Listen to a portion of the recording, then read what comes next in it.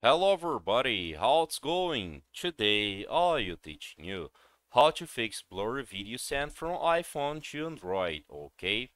Right here, I'm doing that on my Android, okay? But works for both devices, okay? To iPhone or to Android. If you are sending videos from Android to iPhone or from iPhone to Android, the process is exactly the same, okay?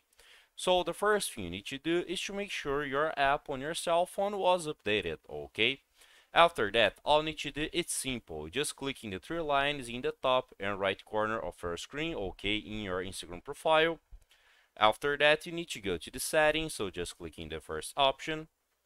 And right here in the settings, you need to go to the section account, okay? After that, if you scroll down, you see the option cellular data use, okay? So just click here. After that, you see that two options right here. And you need to disable the data saver and enable the upload at highest quality.